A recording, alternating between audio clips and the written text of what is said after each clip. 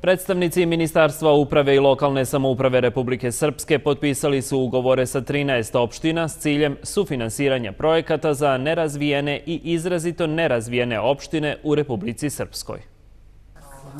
13 opština koje spadaju u red nerazvijenih i izrazito nerazvijenih potpisali su ugovore sa Vladom Republike Srpske koja će im sufinansirati 16 projekata, kao dio godišnje pomoći u iznosu od 300.000 maraka koje ove opštine dobijaju. Ova sredstva će omogućiti realizaciju projekata koji se odnosi na jačanje uloge mjesnih zajednica,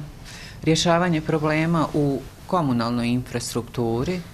nabavku sanitetskog i vozila i medicinske opreme za ambulante porodične medicine,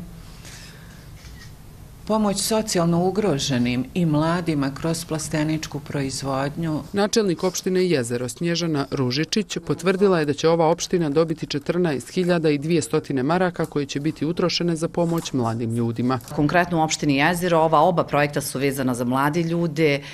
i konkretno znači dobili smo sredstva u iznosu od nekih 14.200 maraka na dva projekta, 7.400 i 6.800 maraka za projekat Mozaika, projekat mladih ljudi koji se provodi na području opštine Jezero, kroz koji mi, mogu slobodno da kažem, da implementiramo preko 6 do 8 aktivnosti na lokalu i također podrška jednom muzičkom festivalu koji je mnogo, evo sad već proširen na Republici Srpskoj, to je Ritam Evrope. Opština Lopare je formirala fond za dijasporu i sredstva koja su dobili iz granta Vlade Republike Srpske će biti dodijeljena ljudima iz dijaspore koji imaju firme u Republici Srpskoj i koji će zaposliti građane kao mjera podsticaja. Znači sa ovih 25.000 opština Lopare ukupno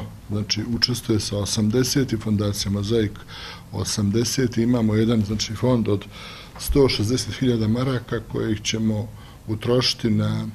3 firme naših ljudi iz dijaspore kao mjera podsticaja. Vlada Republike Srpske daje grant u ukupnom iznosu od 3 miliona maraka za 35 nerazvijenih i izrazito nerazvijenih opština na godišnjem nivou.